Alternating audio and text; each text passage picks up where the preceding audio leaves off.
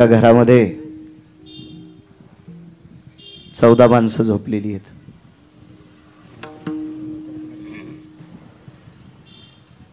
साहेब 9व्या माळ्यावर राहतात. साहेब ते घर माळा नव्हतं, झोपडं होतं. झोपडं बऱ्यापैकी लांबलचक असं झोपडं आहे. लाकडाचं उसाची पाचट लावून केलेलं झोपडं आहे. हाक मारल्यावर धावतो नवल नाही, हाक न मारता धावतोय. रात्रीचे 2 वाजलेले आहेत आणि रात्रीच्या 2 वाजता मराठवाडी भाषेत सांगतो, एका हरामखोरानं ते घर पेटवलं. एका बुजदिलाने, एका नालायकाने ते घर पेटवलं. पण औपचारिकता म्हणून आपण शेजीचे अभंग म्हणतो. आता स्वामी सुखे निद्रा आपुलाले मनोरथ जातो आपल्या. या वेळेला जनाबाई दृष्ट काढायच्या. सखयाची पांडुरंग रायाची दृष्ट काढिते. सखयाची पांडुरंग रायाची दृष्ट काढिते. आईसाहेब दृष्ट काढायच्या. औपचारिक भूदेव लोक त्यावेळेला शेजीची मंत्र म्हणायचे. आरूढवती शेजायाम निषकाला भयस्थितायाम शयनस्तु शयनस्तु शयनस्तु नारायणा. मंत्रोच्चार करायचे अशी लोक. आणि मग त्यावेळेला देवाच्या अंगावरची अलंकार, ती निर्माल्य सगळी काढून घ्यायची. देवाच्या अंगावर घोंगडं टाकायचं. तुम्ही शेजारती बघा, लक्षात येईल तुमच्या. देवाच्या पुढे एक तांब्या भरायचा, फुलपात्र ठेवायचं. त्या फुलपात्रात 2-3 मंजूळ ठेवायच्या आणि मग नमस्कार करायचा आणि पडदा लावायचा. देव झोपले अशी गृहीत. रात्रीची वेळ आहे. 2 सव्वा 2 वाजले. भगवान जागे झाले. आईसाहेब विचारतात, काय प्रभू एवढ्या रात्री? अजून देवादिदेव भगवान शिवशंकर आले नाही. ते पहाटे यायचे. शिवजी सकाळी सकाळी यायचे. एवढ्या रात्री का उठता? रमा, माझ्या एका वारकऱ्याचं घर पेटलंय ग. आईसाहेब म्हणतात, देवा तुम्हाला कोण सांगितलंय? ज्याचं घर पेटलंय ती ओरडलीत का? नाही. त्यांनी हाका मारल्यात का? नाही. त्यांनी कधी वेदना तुमच्या समोर दाखल केली का? नाही. मग तुम्हाला काय गरज याच्या धावायची? महाराज, लक्ष्मी आईसाहेब काय बोलतात याचं काही भान नाही. खळा खळा देवाच्या डोळ्याला पाणी येत होतं. लक्ष्मी, माझं सुदर्शन घे ग, घे सुदर्शन घे.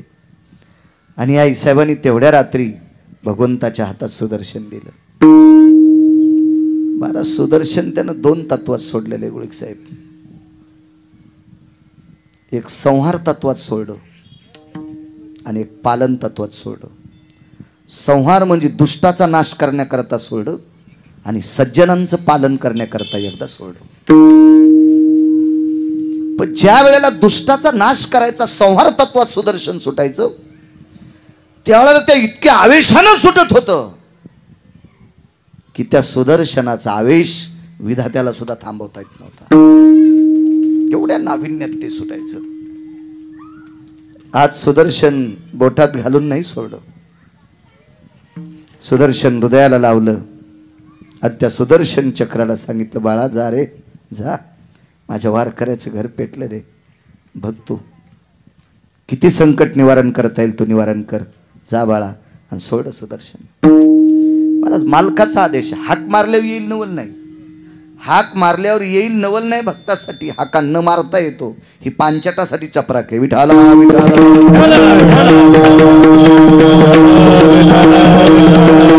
संप्रदायामध्ये भ्रष्टगिरी करणाऱ्या लोकांसाठी चपराक आहे. एक जण म्हणे संतांकडे म्हणे चमत्कार असतात. संतांकडे नुसते चमत्कार नाही, संतांचं जीवनच चमत्कार आहे. तू काय त्यांच्या चमत्काराची विचार करतो? तुझी लायकी आहे का पांचटा? संत संत आहेत. संतांकडे चमत्कार घडतात, चमत्कार होतात असतात हे सोडून द्या. संतच चमत्कार आहेत. वाल्याने किती माणसं मारले तुमच्या डिपार्टमेंट मध्ये लिहिता येईल. कारण रामायणात नाही ती आरती तुमच्याकडे कुठून लिहिता येईल साहेब?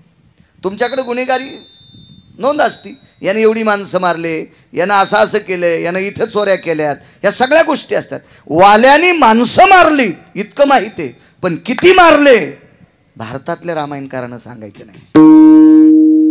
भारतातल्या बोलतोय बरं का मी, भारत देशातल्या रामायणकारानं सांगायचं नाही. बाकीचं काय गरज आहे आपल्याला? फुकट कळण शेंडी वळवळ कशाला इचकायचं दुसऱ्याचं? आपण काही गरज आहे का आपल्याला त्याच्याहून?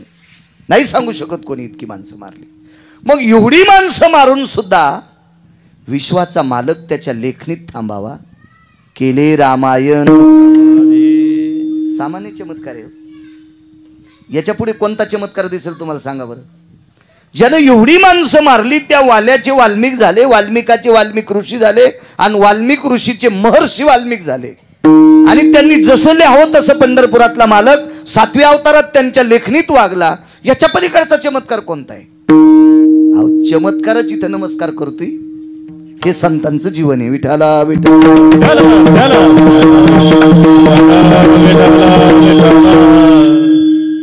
सुदर्शन सोडलं. झोपडं कळतंय सगळ्यांना, गोठा झोपडं कळतंय, पर्णकुटी कळतंय, झोपडं कळतंय. झोपडं पेटल्याच्या नंतर इस्तू कुठं पडत असतो? खाली. वा, घरातल्या कोण्याही माणसाला झोपडं पेटलेलं साहेब माहिती नाही. सुदर्शनानं सूक्ष्म जागा काढली आणि सुदर्शन आतमध्ये घुसलं. सुदर्शन 2 तत्वानं फिरत होतं. वरच्या भागावर पडलेला विस्तू फिरून बाजूला फेकत होतं आणि वरच्या 6 फुटावरचा अग्नी खालच्याला त्रास होऊ नये याच्याकरता खालच्या बाजूने वारं घालीत होतं. खाली झोपलेली होती नामदेवराय, राजाई, गोनाई, जनाबाई, दामूशेटी ही 14 लोक त्या घरात आराम करत होती. रात्रीचा प्रसंग, 2 वाजलेली होती. रात्रीचा प्रसंग. सूर्याचं बिंब किती उंच आहे? एवढं उंच असून आपल्याला एसी लावा लागते, फॅन लावा लागतो. आपण घरात बसलो तर आपल्या अंगावर प्रकाश जरी नाही पडला तरी आपल्या अंगातून घाम निघतो, याच्याकरता आपण फॅन लावतो. मला 6 फुटापोटले पेटलेलं झोपडं, खालच्याला किती त्रास व्हावा कळालंच नाही, कळालंच नाही. हाक मारल्यावर देव येतो नवल नाही बरं, हाका न मारता येतो त्याचा पुरावा सांगतो. आणि मग हाक मारल्यावर कोणासाठी आला तो ऐका. कारण बरीच लोक म्हणते कसा येईन हो, कसा येईन, असा येत असतो सुमळ्या, असा येत असतो, असा येत असतो. हाका मारल्यावर येतो नवल नाही, न मारता कसा येतो पा. पण त्याच्यासाठी आपला दर्जा सुद्धा तसा लागेल, आपलं वागणं सुद्धा तसं लागेल, आपलं अंतकरण सुद्धा तितकं कोमल लागेल, आपल्या भक्तीचं टोक सुद्धा तितकं टोकदार असलं पाहिजे की ते टोक कोणाला धरता येऊ नये, असलं टोक पाहिजे. आणि मग त्या घरात एक व्यक्ती होती, माझ्या माईंनो तुमच्यातली एक स्त्री होती. ती स्त्री 13 लोक झोपल्याशिवाय झोपत नव्हती. वाक्य नीट ऐका. 14 लोकांचं कुटुंब होतं.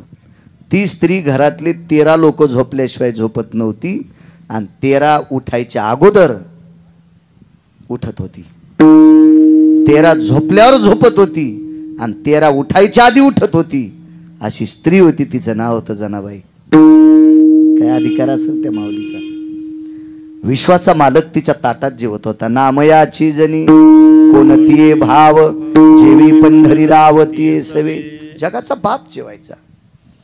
आणि त्या जनाबाई उठलेल्या आहेत. पाहला आकाशाकडे तर चांदण्या, चंद्र, पूर्ण आकाश प्रपटल दिसत आहे. तसं नामदेवरायच्या घरातून चांदण्या दिसत होत्या. मी सांगत नाही. केळीवरी नारळी घर चंद्रमोळी, जानत शियाळे नामयाची. चंद्रमोळी घर होतं. चंद्राचा थोडासा साजूकसा प्रकाश दिसायचा, कधी चांदण्या दिसायच्या. फाटकं तुटकं घर होतं ते, छप्पर एवढं काही चांगलं नव्हतं. पण पूर्ण आकाश दिसेल असं कधीच नव्हतं. जनाबाईनं असं पाहिलं, आकाश दिसते. जनाबाईच्या तोंडातून एक वाक्य पडलं, आईसाहेब. गोनाबाईला त्या माय म्हणायच्या, कधी आईसाहेब म्हणायच्या. आईसाहेब काय जना, आईसाहेब आमच्या घरातून सगळं आकाश दिसतंय आज. काय वेडी आहेस की काय जना तू? आकाश दिसण्यासाठी आपलं झोपडं उडून जाणं गरजेचं आहे. आणि उडाला असतं तर वारं सुटलं असतं, कडकड आवाज झाला असता. झोपडे उडत असते. वारा पाणी मुसळधारा, वारा पाणी मुसळधारा, तेने मोडिले छपरा. अति पावसाने वारा आल्याच्या नंतर ते छपर मोडून जाते. पण आज तसं झालं नाही ना. पाऊसही धोधो आला नाही, वाराही सोसाट्याचा सुटला नाही. आणि कशी म्हणते ग तू जना? आता हे बोलणं काय मी बोलतो इतक्या जोरात थोडंच असेल? साजूकस नाही ग जना. वारं सुटलेलं नाही, पाऊस आलेला नाही, कस काय झोपडं उडेल ग? माय माय माझ्या डोळ्याला पूर्ण आकाश दिसते, त्याच्यातल्या पूर्ण चांदण्या दिसतात. तोंडावर पदर होता गोनाबाईच्या. तो पदर असा बाजूला केला आणि पाहिला आकाशाकडं. तो आश्चर्याचा धक्का बसला आणि उठून बसल्या. तोंडातून एक शब्द पडला, अहो अहो ऐकलत का? अहो म्हटल्या, मालक म्हणल्या, धनी म्हणल्या. त्या म्हणल्या नाही, विवेक हे जीवन, हे पहारे आपला छत उडून गेला रे जीवन, हे अनिरुद्ध, असं नाही म्हटली. त्या गोनाबाई होत्या, त्या गोनाबाई होत्या. अहो ऐकलत का? मालक आपला निवारा निघून गेलाय. दामूशेट्टी उठले, पाहिलं, श्री विठ्ठल श्री विठ्ठल श्री विठ्ठल. नुसतं पाहिलं नाही तर बाजूला अग्नीचे निखारे होते. खळखळा डोळ्यातून पाणी आलं. नामा, ए नामा, जी बाबा, जी जी बाबा. ज्याचा मुलगा बापाला इतका आदरानं बोलतोय ना, त्यानं म्हणायचं मी स्वर्गात आहे. त्यानं म्हणायचं मी स्वर्गात आहे. आणि जे मुलं आईवडिलाचा आदर करतात ना, त्यांना म्हणायचं मी माणसाच्या जन्माला आलो. जे मायबापाचा आदर करत नाहीत का, मी शरीर जरी माणसाचा असेल पण आतला आत्मा माझा रानडुकराचा आहे. विठाला विठाला.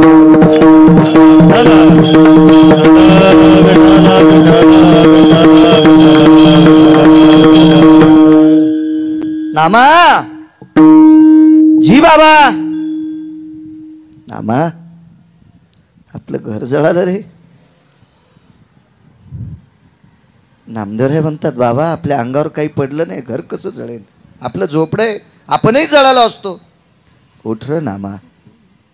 नामदेवराय उठून पाहतात, उभे राहतात. तर झोपड्याच्या चारू बाजून अग्नी आहे.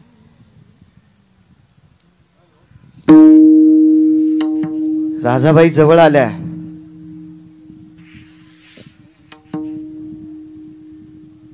अंगावरचा पदर सावरला. सासूबाईच्या पुढ्यात बसल्या आणि सासूबाईला विचारलं, आत्याबाई आपलं घर कोण पेटवलं असेल? कोण पेटवलं आपलं घर? 2-3 वेळेस तोंडातून शब्द पडला. गोनाबाई रडत होत्या, दामूशेट्टी रडत होते. पुन्हा सासरेबांकडे तोंड केलं, विचारलं, मामांजी आपलं घर कोण पेटवलं असेल? बोलत नव्हते दामूशेट्टी. पुन्हा एक आवाज टाकला, मालक. नामदेवरायला बोलत होत्या, मालक आपलं घर कोण पेटवलं असेल? कोणी बोलत नव्हतं. जनाबाईच्या लक्षात आलं ही माणसं बोलत नाहीत. जनाबाईनं राजाबाईला मालकीन शब्द वापरला. मालकीनबाई आपलं घर कोण पेटवलं हे विचारण्यापेक्षा एक विचार करा, आपल्याला जळत्या अग्नीतून कोण वाचवलंय? याचा विचार करा मालकीनबाई, आपल्याला कोण वाचवलंय? सगळ्यांची अंतःकरण पाण्याने डबडबली. आणि नामदेवराय स्वतःहून देवाकडे एक डोळे झाकून विनंती केली, देवा एवढ्या रात्री आम्हाला वाचवलंस रे, एवढ्या रात्री, एवढ्या रात्री.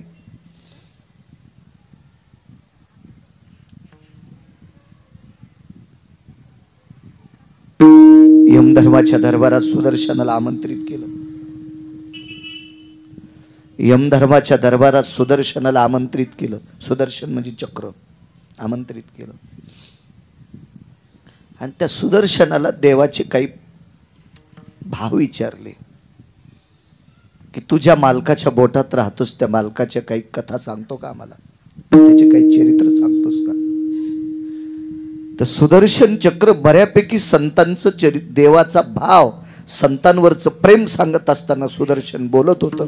पण ज्या वेळेला नामदेवरायचा प्रसंग सांगत होतं त्यावेळेला सुदर्शन रडत होतं. सुदर्शन रडत होतं. तर यमधर्माने प्रश्न केला, को रुदंती भवा सुदर्शन, हा हे तू कशा करता रडतो रे? ऐका म्हणे यमधर्म महाराज, नामदेवरायच्या घरी काही काम पडल्याच्या नंतर सगळी माणसं झोपलेली आहेत, सगळी माणसं झोपलेली आहेत. साहेब झोपलेली हाका कशी मारतील? मारू शकत नाहीत. आणि झोपलेली हाका मारित नाहीत, पण पेटलेल्या झोपड्याचा वीज तू खाली पडल्यावर वाचत होती का? हे पण नाही, हे पण नाही. दृष्टांत संपला. नामदेवरायचं घर पेटल्याच्या नंतर एकालाही माहित नाही, माहित नाही ती आरती सगळी झोपलेली आहेत. आणि झोपीत कोणी हाक मारू शकत नाही. हाक न मारता जगाचा मालक येतोय. कोणासाठी? भक्तासाठी. हाक न मारता जगाचा मालक भक्तासाठी येतोय. मग हाक मारल्यावर येणार नाही असं डोक्यात तरी कशाला ठेवता? सांगता तुम्हाला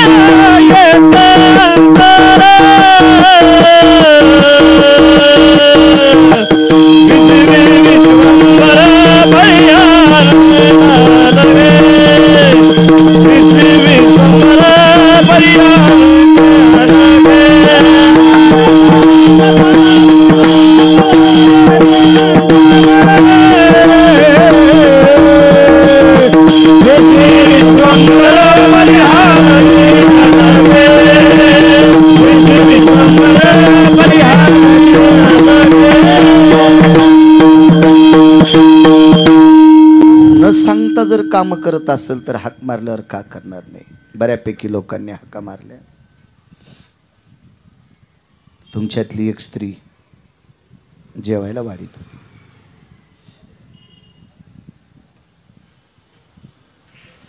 बरं, जेवायला त्या स्त्रीला वाढता येते जिला स्वयंपाक रुचकर करता येतो, तिला वाढता पण चांगलं येते. कसा सुगंध होता स्वयंपाकाचा मगाशी? आम्ही खाल्ला, तुम्ही नुसता पाहिला.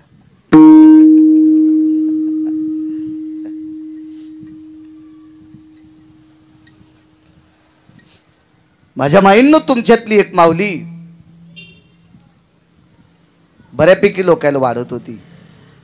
संख्या सांगतो, डाव्या हाताला जी पंगत बसली ती 78 लोकांची होती.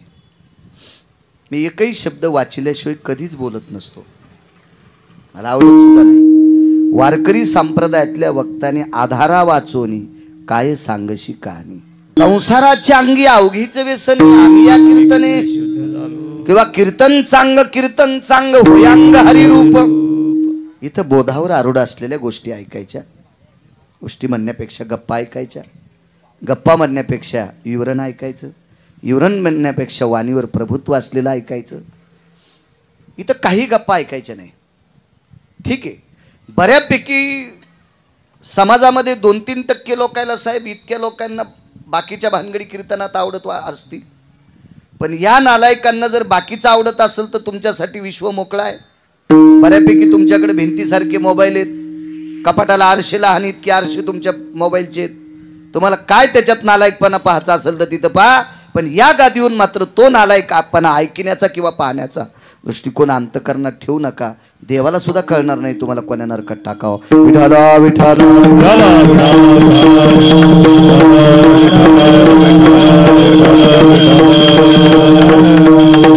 कीर्तन करमणूक मनोरंजन ह्याचं साधन नाही. मनाचं भंजन करणे, मनाचं भंजन करणे त्याचं नाव कीर्तन आहे.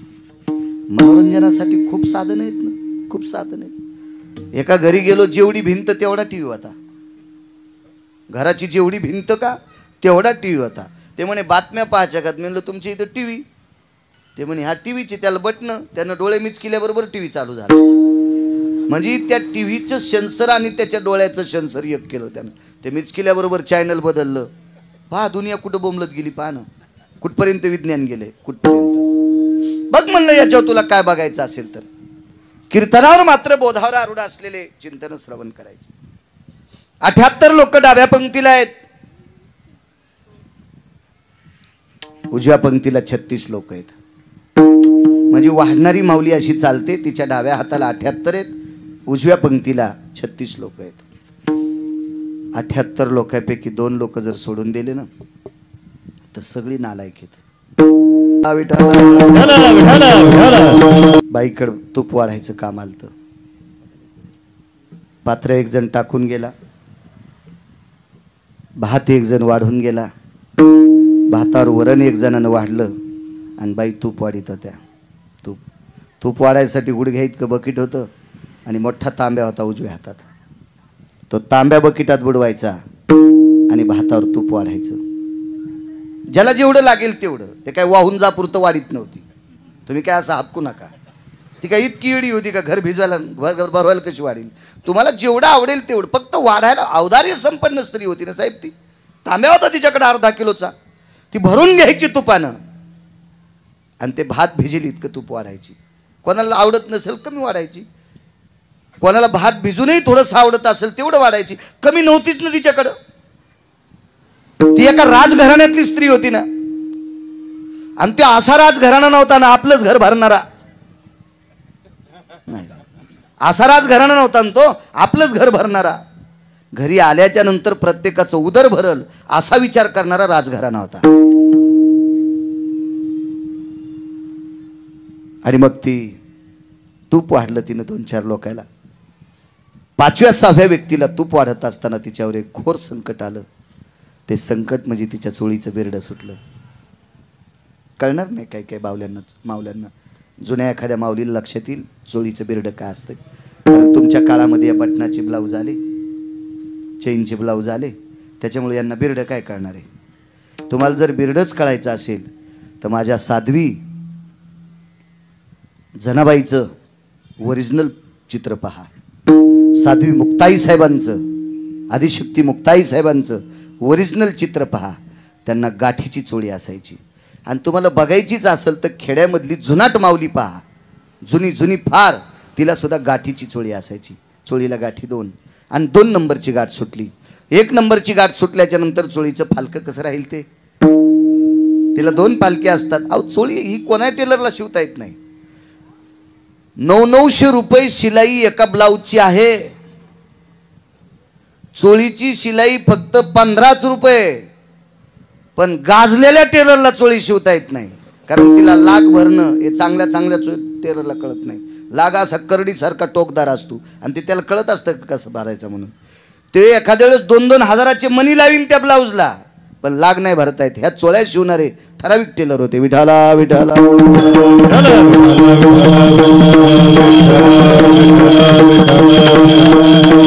2 नंबरची गाठ सुटली म्हणजे वरची गाठ सुटली. आणि गाठ सुटल्याबरोबर त्या माऊलीच्या लक्षात आलं आपली गाठ सुटली. डाव्या हातात तुपाचं बकेट, उजव्या हातात तुपाचा तांब्या आहे.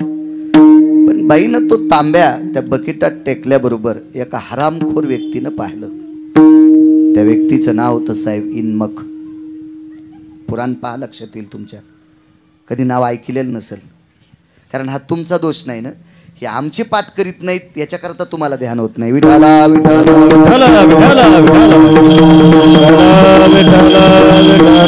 पाहुणी ग्रंथ करावे कीर्तन.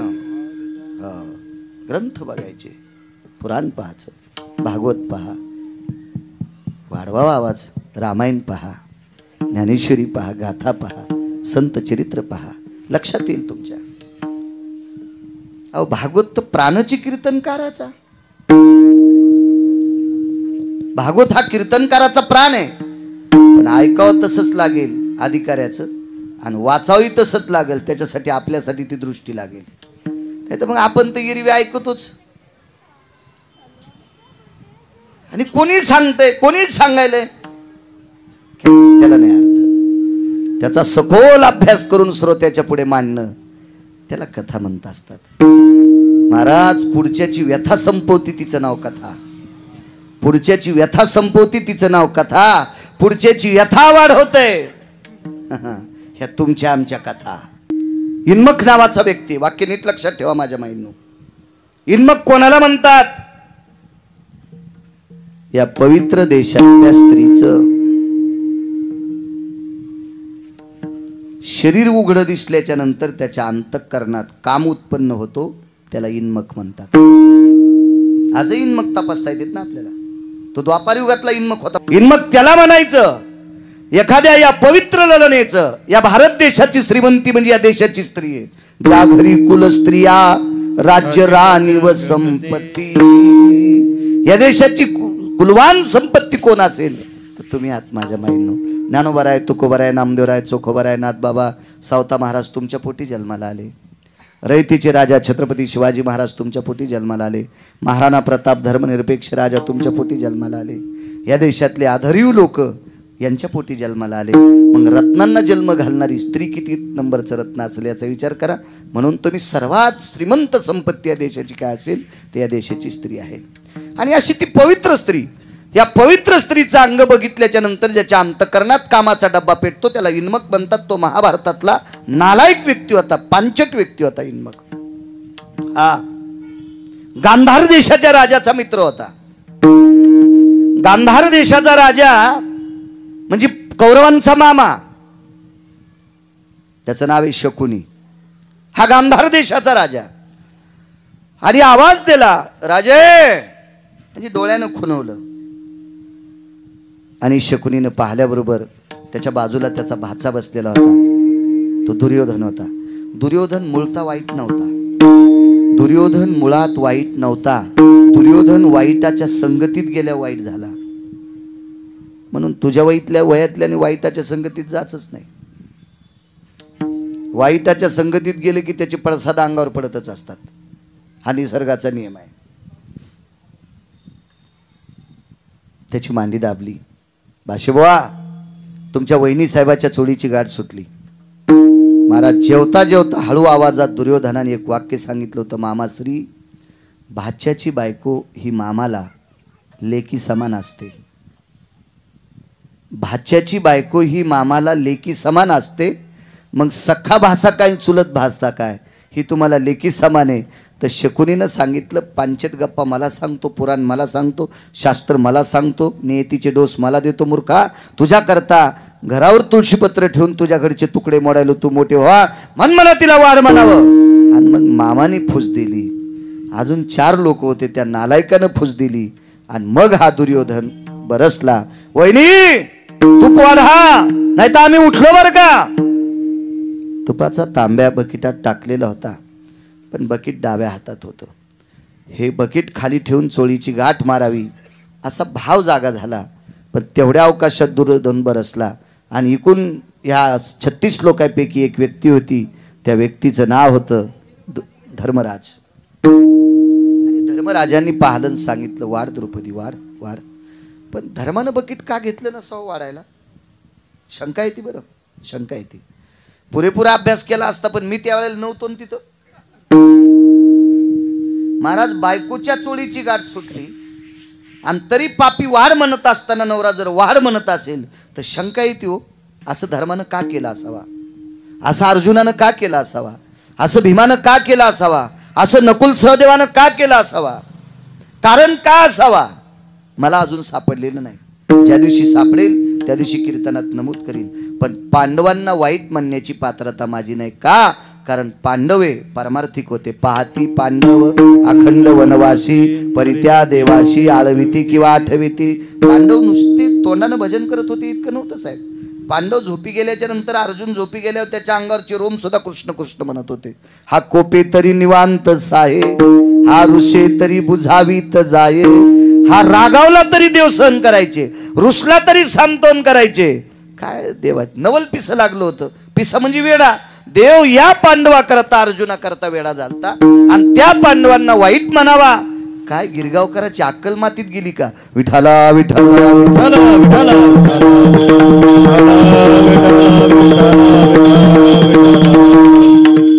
धर्माने वाढायला सांगितलं. द्रौपदीच्या लक्षात आलं आपला कोण वाली आहे. तर देवाला आवाज दिला, देवा 36 लोकांचे बाकी सगळे उठून गेले, 5 शिल्लक राहिले. 5 पतीचे बाकीचे उठले.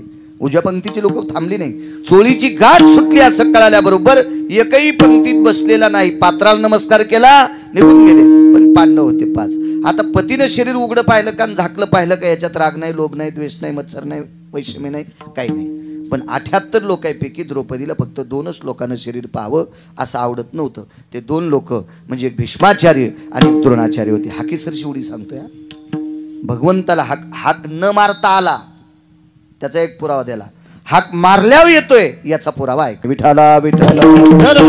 2 लोकांनी मात्र साहेब आपलं शरीर बघू नये असं द्रौपदीला वाटत होते. 2 म्हणजे सामान्य नव्हते महाराज. भीष्माचार्य म्हणजे सामान्य व्यक्ती नाही ना. ब्रह्मचर्यातलं मूर्तिमंत टोक कोण असेल तर भीष्माचार्य होते.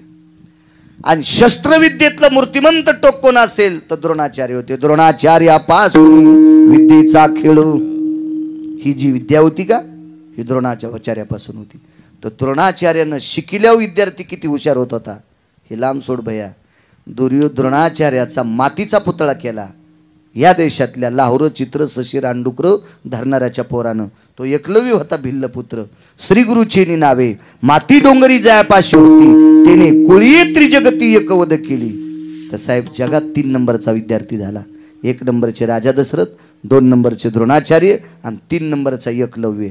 अर्जुन नाही बरं, 3 नंबरचा एकलव्य. 3 नंबरचा एकलव्य कोणाकडे पाहिलं होतं? मातीचे द्रोणाचार्य, मातीचे द्रोणाचार्य. काय महाराज ताकद असेल या लोकांची, काय भीष्माचार्यांचा अधिकार असेल. इथं मात्र माझी एक शंका आहे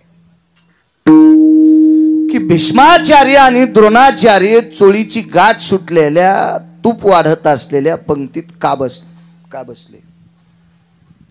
तर महाभारतातल्या एका श्लोकाचा एक उत्तरार्धातला थोडासा तुकडा आठवला. तो घरी गेल्यावर श्लोक वाचा. मी काही गुत्ता घेतला नाही, कारण सगळ्या गोळ्या एक खाट्या दिल्या की रिॲक्शन येत असते. म्हणून कोणताही डॉक्टर सांगतो एक आता घ्या, एक दुपारी घ्या, एक संध्याकाळी घ्या. त्याच्यामुळे तो श्लोक घरी गेल्या वाचा ना. डोळे दिलेत देवानं तुम्हाला, भिंतीसारखे मोबाईल दिले, तर मला तरी मोबाईल साधा आहे. म्हणजे माझ्याकडे पैसे नाहीत असा विषय नाही. साहेबाला माहिती पैसे माझ्याकडे भरगतच आहेत. मी आधीच बोंबवलो पुन्हा पाईप आहे म्हणून. मी काय चोरून थोडं सांगतो, आहेत माझ्याकडे पैसे. आता कशाला 90 वर्ष लुगडं घातलं, म्हातारपणी कशाला गाऊन घालू आता. त्यामुळे आपल्याला याच्यावर मारायचं, आता दुसरं लुगडं नको. आता म्हातारपणी घ्यायचा, पोट्ट घेईल काय, सोन्याचा घेईल, चांदीचा घेईल, दगडाचा घेईल, मातीचा घेईल, काय त्याला करून ठेवलंय सगळं करीत. ते आपण आपल्या याच्यातच राहायचं.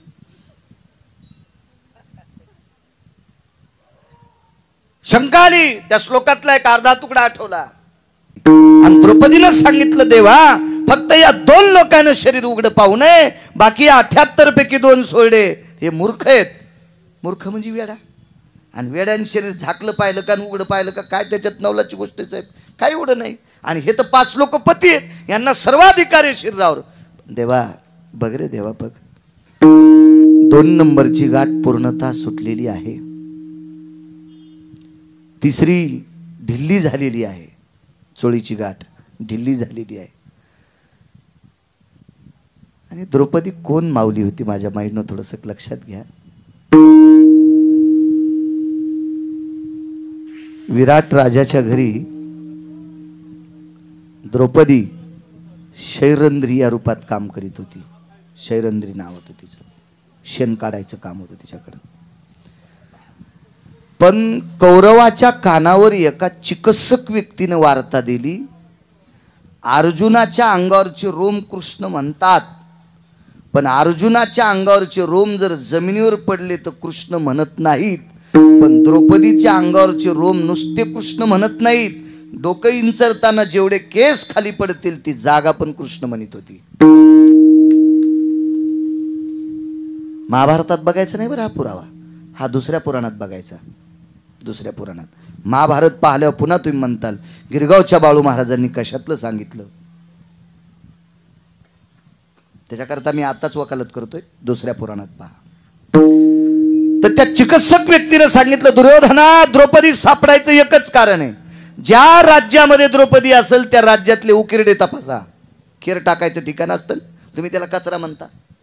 आता तुम्हाला टाकायला तुमच्या दारातच गाडी येते. त्या काळात गाड्या येत नव्हत्या ना, डोक्यावर घेऊन केर उकिरड्यात टाकावं लागायचा.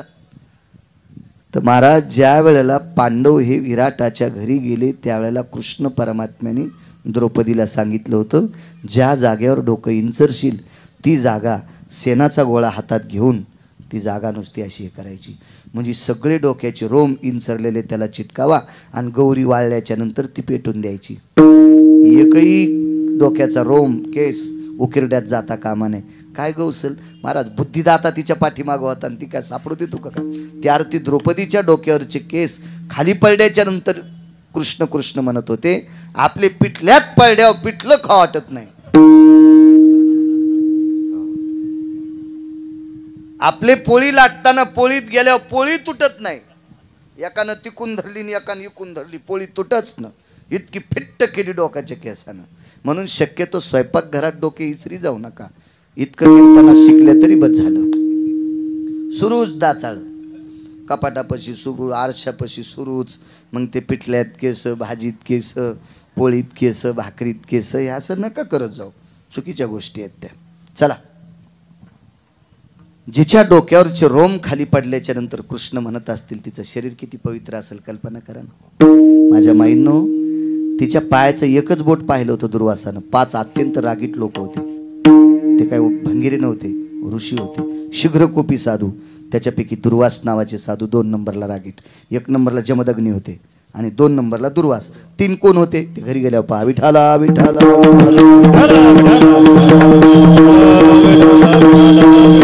आज साधू अत्यंत रागीट. त्याच्यापैकी दुर्वास नावाचे साधू 60,000 शिष्य घेऊन गेले. नुसतं वाऱ्यानं थोडंसं पायावरचं पातळ बाजूला सरकलं, नक पाहिलं की तिचे होता दर्शन, मिळे पोट भरी अन्न. दर्शन घेतल्याबरोबर पोटभर अन्न. गंगेत गावरान तुपातल्या पंगती पूर्ण होतात. इतकी तिचे पाय जर पवित्र असतील, साधूला जेवण देण्याची ताकद तिच्या दर्शनात आहे, शरीर किती पवित्र असेल. आणि अशा पवित्र स्त्रीचं शरीर पाप्याने पाहणं किती दुःख वाटत असेल. या देशाची स्त्री किती मोठी आहे सांगू तुम्हाला. आदरणीय गुळीक साहेब, एका प्रांतीय राजाच्या पत्नीचं नाव होतं माझ्या माईंनो पद्मावती. तिचं नाव स्मरणात ठेवा. आपल्या देशातल्या पवित्र स्त्रियांची नावं तुमच्या ध्यानात असावा. ह्या टीव्हीतल्या बायकाची नाही ध्यानात ठेवले तरी धकू द्या. काय ते याला ध्यानात ठेवून तुम्ही घर फुकतान. आपण मग त्या घरात जाळ व्हायचा एखाद्या वेळेस त्या ध्यानात ठेवल्यावर. कधी कधी अधिकारी स्त्रिया ध्यानात ठेवा. ढाल छातीशी पुत्र पाठीशी, कमरेला तलवार, कमरेला तलवार. ही एक होती नार रे, ही एक होती नार. या माऊल्यांचे चरित्र लक्षात ठेवा. देव तुमचं कल्याण करेल. आहोजीने 4-6 पातशाहीपैकी 2 पातशाहीने मंदिरं पाडले. शिवलिंग भगवान शिवशंकराचे ज्योतिर्लिंगाचे मंदिरं पाडले. त्या मंदिराचा जीर्णोद्धार जिनं केलाय. आज तिच्या हातावर शिवलिंग असल्याशिवाय तिचं प्रतिमा नाही. ती अहिल्याबाई लक्षात ठेवा. अशा पवित्र स्त्रिया ध्यानात ठेवा ना, देव तुमचं कल्याण करेल. आहोजीने या देशाला तारा दिलाय. रयतेचे राजा छत्रपती शिवाजी महाराज दिले. अशा जिजाबाई साहेब लक्षात ठेवा.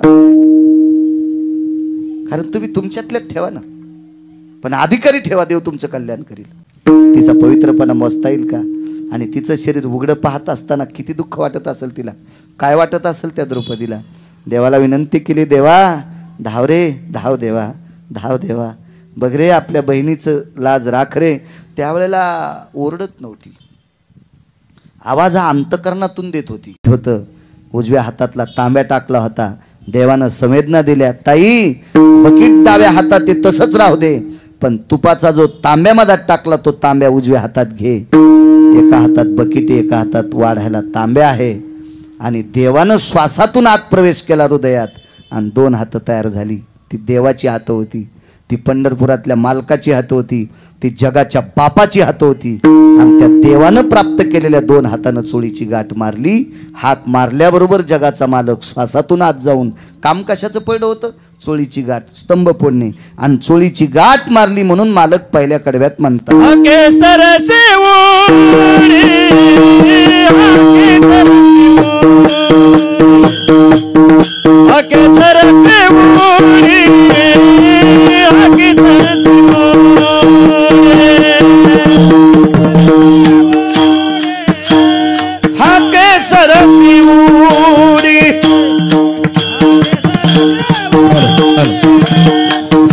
सरसी उडी,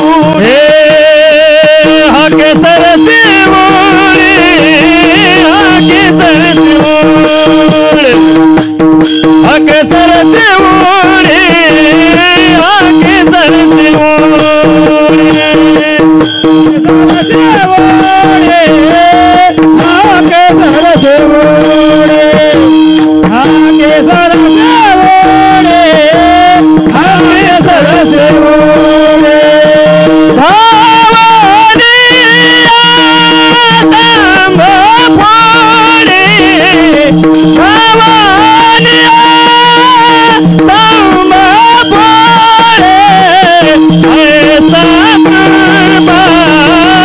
कृपावंत ऐसे कृपावंत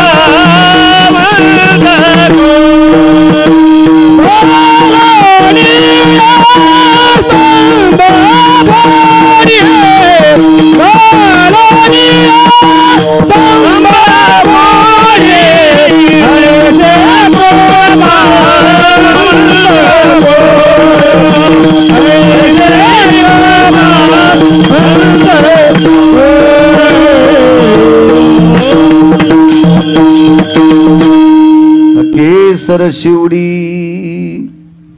घालोनिया स्तंभ फोडी. हाक मारल्याबरोबर द्रौपदी करता धावले.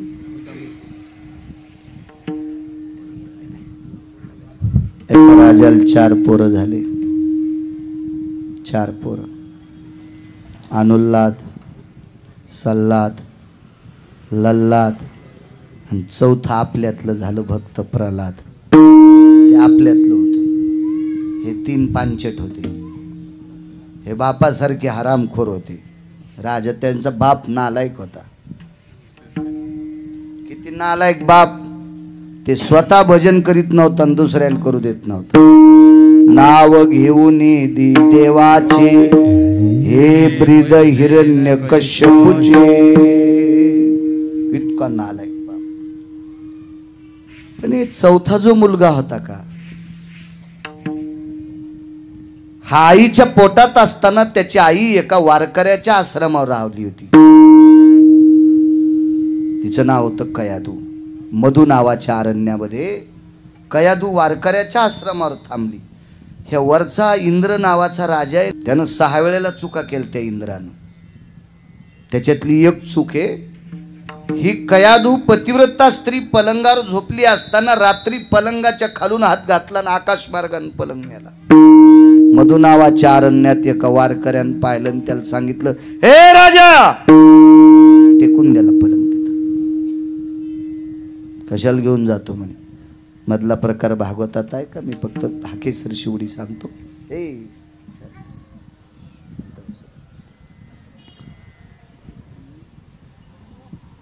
वारकऱ्याच्या सानिध्यात होती. तो किती मोठा वारकरी सांगू तुम्हाला. आपण नंतर वारकरी झालो. वारकरी संप्रदायाची स्थापना ज्यांनी केली त्यांनी यांना जवळ घेतलं होतं.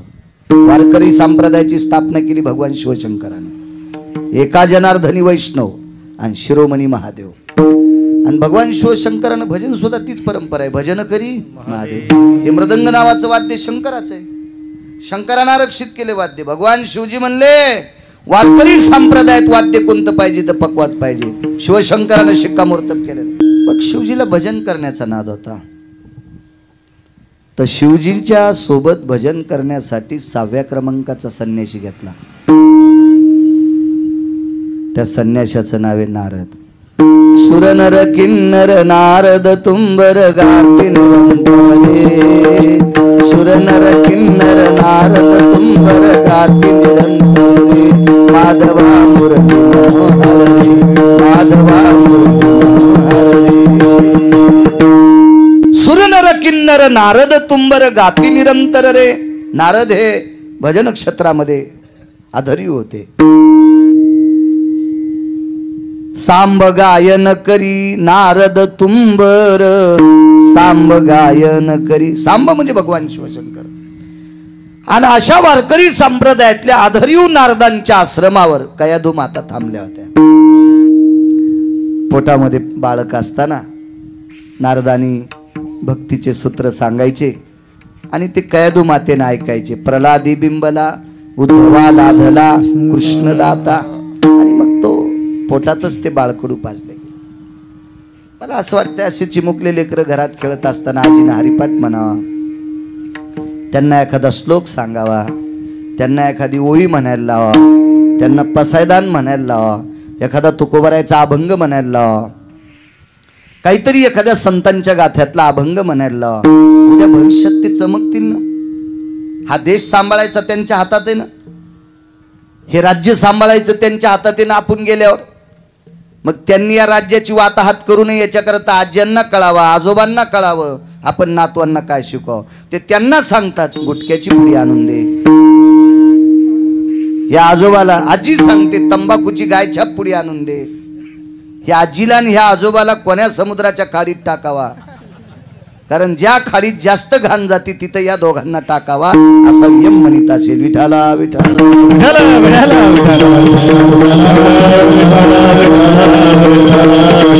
शेळी कळती का तुम्हाला? शेळी कळती. आपटा खाती शेळी, आपट्याचं झाड खाती.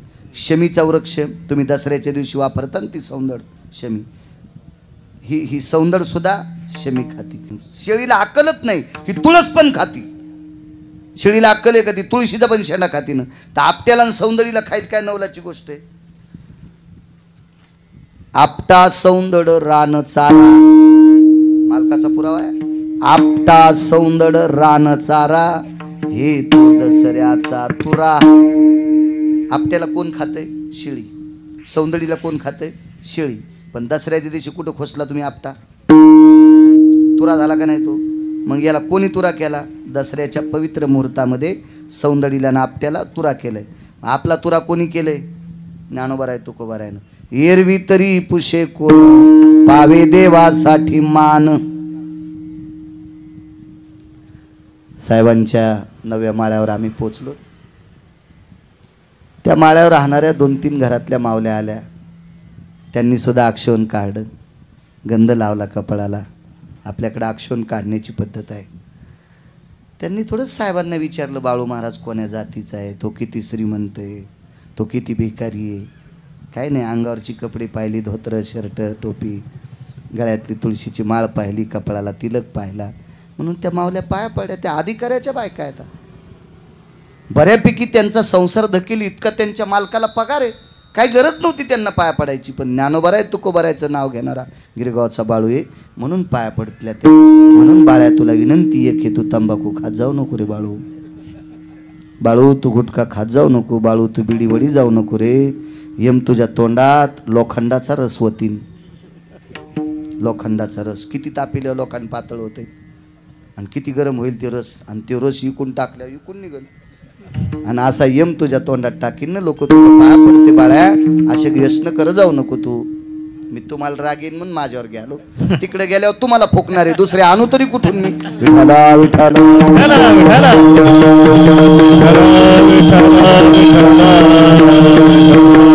हा 4था पुत्र प्रल्हाद आहे. प्रल्हाद नाव का ठेवलं? परापश्यंती मध्यमा आणि वैखरी. 4 वाणी आहेत माणसाला. परा पश्यंती मध्यमा आणि वैखरी. पराविया वाणी घोकीत नाम. परा नावाच्या वाणीनं प्रल्हादाने नारायण नामाचा उच्चार केला. ओम नमो भगवते वासुदेवाय. ओम नमो भगवते वासुदेवाय नामाचा उच्चार केला. नारायण नामाचा उच्चार केला परा नावाच्या वाणीनं. जन्माला आल्याबरोबर नारदानी मांडीवर घेतलं. जिवेचा शेंडा हलत होता आणि जिवेचा शेंडा हलत असताना काय म्हणतोय शेंडा? म्हणून नारदानं नुकतंच जन्माला आलेल्या बालकाच्या तोंडाला कान लावला. नामस्मरण येत होतं. परा नावाच्या वाणीनं चिंतन केलं. नाव प्रल्हाद ठेविले म्हणून प्रल्हाद नाव ठेवलं. प्रल्हाद प्रल्हाद. तुम्हाला एक माहित असेल, नामदेवरायाला मुलगा झाला. संत शिरोमणी नामदेवरायाला मुलगा झाला. नाव कोणी ठेवायचं? नाव कोणी? आपल्याकडे 2-3 वर्ग शिकली का तिला म्हणते ही मुलाची आंटी नाव ठेवीन. तिला आकलीचा कांदा आहे का? तिला कधी हरिपाठ पाठ आहे का? तिने कधी ज्ञानेश्वरी एखादी ओवी वाचली का? तिला एखादा श्लोक आहे का? मग अशा पांचटबाईच्या हाताने नाव ठेवल्या पोरग नीट वागन का? याचा तर विचार थोडाफार करावा लागेल की नाही? तिला थोडा तरी अधिकार लागेल ना. तिला डोकं थोडंसं तिचं बुद्ध्यांक तिचा परमार्थावर आरूढ पाहिजे का नाही? आपण 2-4 वर्ग शिकलेले माणसं हे नाव ठेवतील.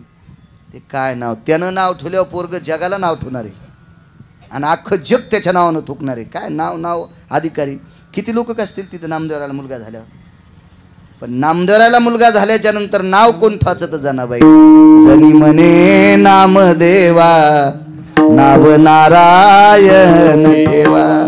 जनी म्हणे नामदेवा नाव नारायण ठेवा.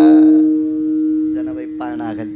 पाळणा पाळणा हाकीत असताना बाळ पाळण्यात झोपायचं आणि जनाबाई तिथं काहीतरी दळण निवडीत बसायच्या, ज्वारी वगैरे काय असेल ते असं निवडीत बसायचं. निसणं म्हणतात का निवडणं? तुम्ही निवडणं, जसं तुम्ही तांदूळ निवडीता ना तसे निवडीत बसल्याच्या नंतर त्या घरात नामध्वनी येत होता. जनाबाई चौकड फिरायच्या, पण त्यावेळेला पाळण्याच्या जवळ आल्यावर जास्त नाम लक्षात आलं, नामधारक मुलगा आहे. जनी म्हणे नामदेवा नाव नारायण ठेवा. काय महाराज नाव, काय तात्विक नाव होते. राजा परीक्षिती नाव का पडलं? त्याच्या आईनं देवाला हाक मारली. हे हाकेतच येते बरं. आता हे पण हाकेसर शिवडीतच येत. उत्तरेच्या अंगावर ब्रह्मास्त्र सोडलं. चला 2 सांगतो हाकात थोड्या वेळामध्ये, वेळेच्या पुढे नाही जाणार, इतकं लक्षात ठेवा. उत्तरेच्या अंगावर ब्रह्मास्त्र अश्वत्थामानं सोडलं. अश्वत्थामा हा द्रोणाचार्याचा पुत्र आहे, चिरंजीव आहे, पण वर्गात बसला नाही म्हणून मूर्ख झाला. संगतीने माणूस मोठा होत असतो, आणि संगत चांगल्याची भेटली की माणसानं संगत सोडायची नसते. संगतीत माणूस मोठा होत असतो. संगतीची फार मोठा लाभ आहे. तुमच्या घरात जर उंदरं निघले तर काय करता तुम्ही? एकूण एकीची शपथ आहे तुम्हाला, इमानदारीने सांगा. मारता का नाही? गोळ्या टाकून मारता का नाही? ते खटका लावून मारता का नाही? ते खटका असतो ना असा, ते पिंजरा. आणि आता एक प्याड निघला साहेब, त्याला आपण मत ते उंदीर शेंगादाणा खायला जातो, मधात चिटकवतो, त्याचे पायच निघत नाही. मग नंतर तो तुम्ही उंदीर असा साजूकसा धरता, आहे का नाही? आणि त्याला मग पैशाच्या कपाटात सोडिता, नाही का? नाही आहे का नाही? डस्टबिनमध्ये टाकून गाडीत फेकून देता. कोणाला?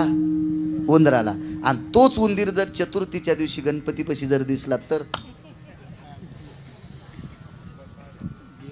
मग कशाचा मोदक? खव्याचा मोदक. एरवी उंदर निघल्याच्या नंतर तुम्ही मारता सगळे. आणि तोच उंदीर जर साहेब चतुर्थीच्या दिवशी गणपती बाप्पाच्या पशी दिसला तर खव्याचा मोदक खाऊ घालतात. उंदराला ताकद कोणामुळे आली?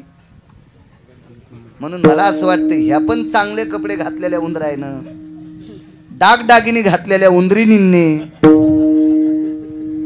गणपती बाप्पाच्या जवळ गेलं पाहिजे. गणपती बाप्पा म्हणजे विद्येचं सूत्र, दैवत आहे, बुद्धीचं दैवत आहे. मग चांगल्याच्या सानिध्यात गेलं की माणूस मोठा होत असतो. तुम्ही मिठाची बरणी कुठं ठुता? गॅसच्या वाट्यापाशी. आणि तुपाची कशा हुशार आहेत बघा साहेब. ठाण्यातल्या बायका हुशार आहेत, त्या राहत्यातच ठाण्यात, त्याच्यामुळे त्या कशा ठाण चुकत्याल बरं. मिठाची बरणी गॅसच्या वाट्यापाशी, तुपाची बरणी कपाटात. ती मिठाची बरणी गॅसच्या शेकानं तिरपट झाली, तोंड एकीकड बुडी एकीकड, कोणीकडे वाकून गेली, आहे का नाही? तुपाची बरणी कुठे असते? कपाटात. तुपाच्या बरणीला तुपाची संगत झाल्यामुळे बरणीची किंमत भया. त्या बरणीला किंमत कोणामुळे आली? तुपामुळे. कशात गेली ती? कपाटात. आता मीठ काय वाईट नाही हो, पण स्वस्त असतं ना, म्हणून बरणीची तितकी किंमत नाही ना. इकडं सरके हो, तिकडं सरके हो, इकडं सरके हो. आणि काय मिठाच्या बरणीत कोणी हात घालतं, चमचा घालतं. तुपाच्या बरणीत तसं नसतं. पुरणपोळी वरण भात केला तर ढक्कन उघडतं. वांग्याच्या भाजीवर तुपाची बरणी कशाला जाईल? मीठ तर कशावर जातं नो, कशावर जातं. संगतीचा परिणाम आहे.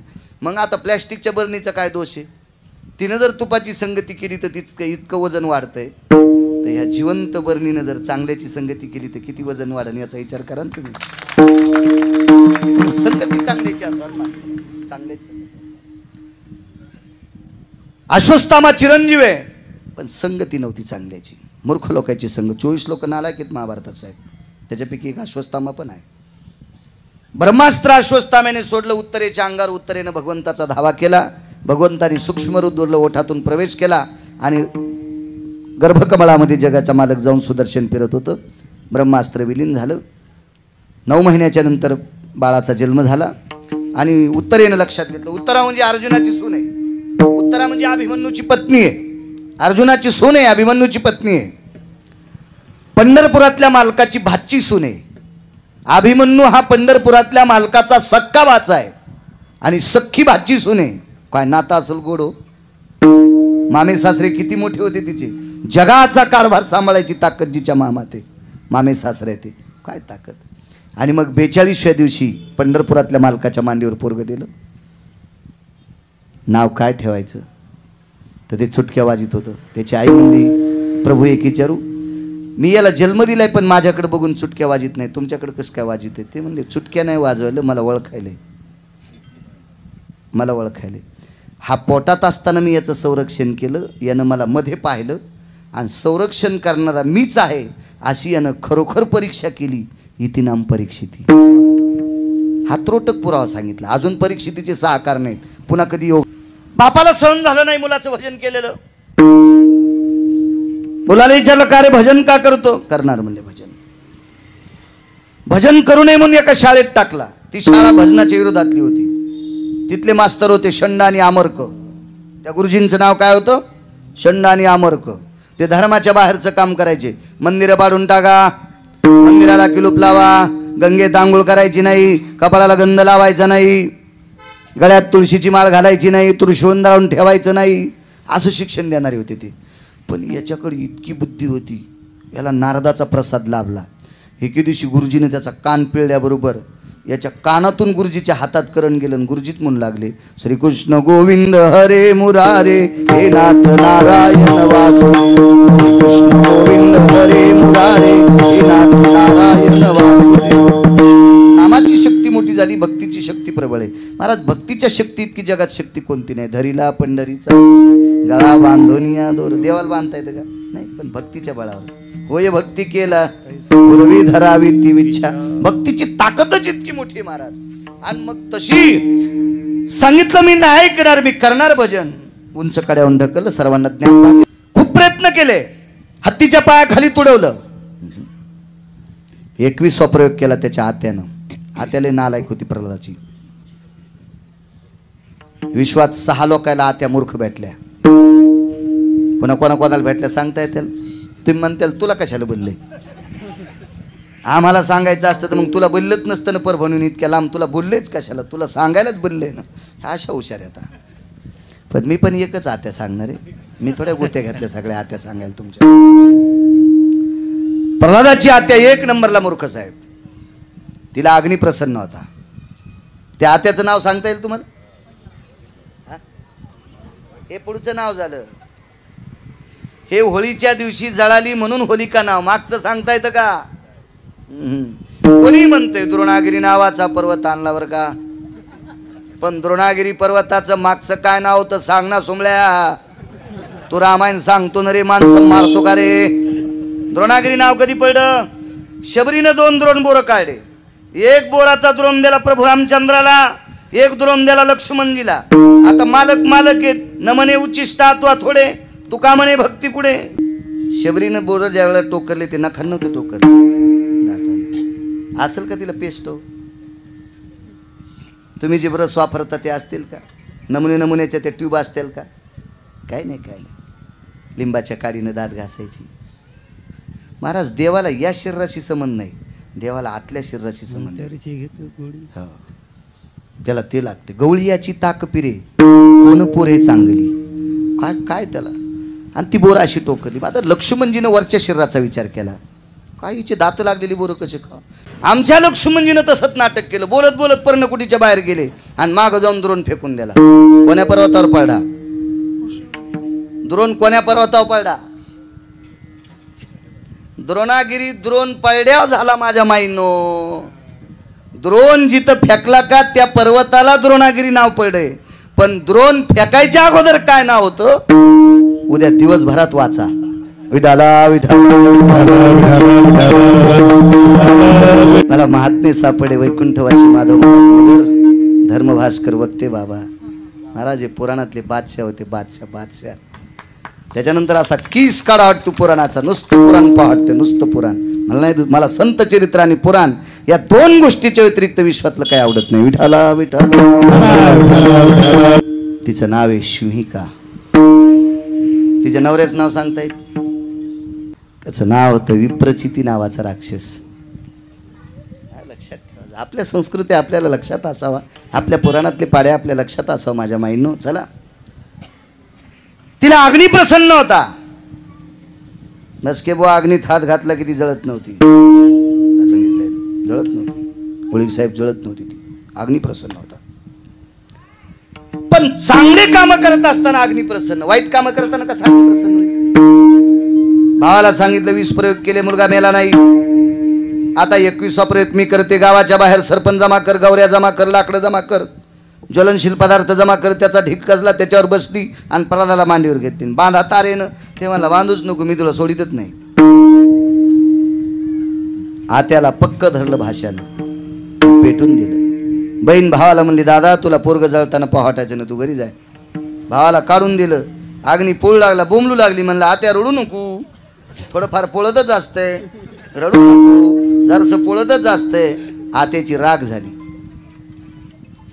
महाराज भक्ताच्या सानिध्यात जळाली म्हणून जगदंबा प्रसन्न, म्हणून तिच्या अंगाची ती राख होळीच्या दिवशी आपण गंध म्हणून कपाळाला लावतो. चला त्याचे दुसरे कारण आहेत. पुन्हा आपल्याला फक्त हा केसरची उडी बघायची.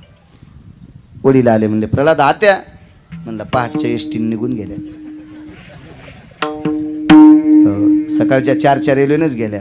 अरे त्यांना लुगडं घेतलं नाही. मी म्हणलं होतं ठाण्यातून ते लुगडं आणतील तुम्हाला, पण त्या म्हणल्या जाऊ द्या आता पुढच्या वेळेला 2 लुगडे नेसन.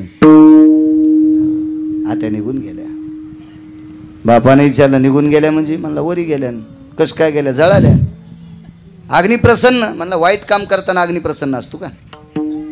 बापाने विचारलं तू देव तरी कुठे? विठ्ठल जळी स्थळी भरला, रिता ठाव नाही उरला. आज म्या दृष्टीने पाहिला विठ्ठलची विठ्ठल, जळी स्थळी काष्टी पाशानी सर्वत्र देव आहे. कणाकणात देव आहे. खांबावरी लात मारिली दुर्जने, स्तंभी नारायण प्रगटला. अकराळ विकराळ रूप प्रगट झाला. विज्ञानानं किती शहाणपणा केले, असं रूप प्रगट होईल. डोकं सिंहाचे, शरीर माणसाचे साहेब, आणि हात अस्वलाचे. पारणी रिसायाम शिरसादि केशरी, कायाति मानवीन तनु येती गंधा, रूपे श्रीपयो भयति संगा. पारणी रति रिसायम तनु याति काया, यतोति मानवी सकला स्थितायाम. शिरसा जयो योनि केशरी ती पावू. केशरी म्हणजे सिंहाचं डोकं आहे, काया शरीर मानवाचं आहे, आणि हात रिष म्हणजे अस्वलाचे. रूप प्रगट केलं. विदारोनी दैत्यपान प्रेम पाना पाजिला, पांडुरंगे येयो पांडुरंगे, जीवाचे जीवलगे येयो पांडुरंगे. विदारोनी दैत्य प्रेम पाना पाजिला. हाक मारल्याबरोबर देव आले. शुष्क काष्टी गुर गोरे, नाचारे नगरेता, नाचारेला सरसारावे, अशी सवे बराणे. शुष्क काष्टी गुर गोरे, नाचारे नगरेता, नाचारेला सरसारावे, अशी सवे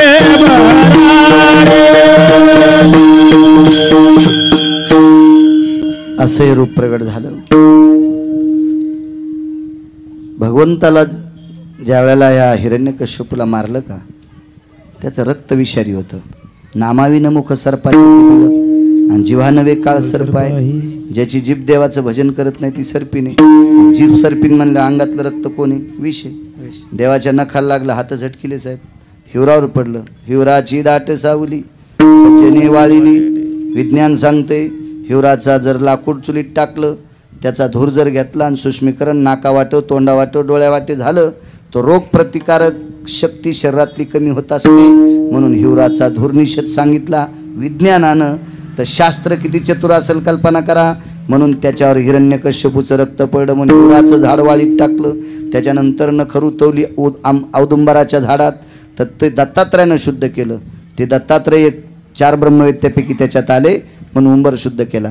पण पुन्हा नखरवली मोहाच्या झाडात. मोहाचं झाड कळतं ना, मवाचं झाड. मवाच्या झाडामध्ये ओरिजिनल विष गेलं. त्याच्या झाडाला फुलं आले की पान राहत नाही. मवाच्या झाडामध्ये ओरिजिनल विष गेलं. मवाच्या झाडाला फुलं आले की पान राहत नाही. आणि मवाच्या फुलाचं ज्याने पाणी पिलं त्याच्या घरावर पत्तर राहत नाही. त्याची दारू बनती. मवाच्या फुलाची दारू म्हणती. ओरिजिनल त्याच्यामध्ये विष गेलं. त्या अर्थी किती विषारी असेल प्रल्हादाचा बाप. इतका विषारी बाप असताना पोरग वारकरी जन्मलं रे, वारकरी जन्मलं. याच्याकरता जगाचा मालक त्याच्या धावला. हा केसर शिवडी घालून या स्तंभ फोडी. इतक्यान नाही झालं महाराज, इतक्यान नाही. प्रल्हादाने देवाला विचारलं, देवा राक्षसाच्या कुळातला आहे पण वारकरी आहेस, आलास ना, बापाला मारलंस, आमचं काय काम? ताण घेऊ नको, 4थ्या पिढीत उद्धार करी. हिरण्यक्ष हिरण्यकश्यपू, शशुपाळ आणि वक्रदंत, रावण आणि कुंभकर्ण. 3 पिढ्या आटपल्या की मग मात्र उद्धार तर केलाच.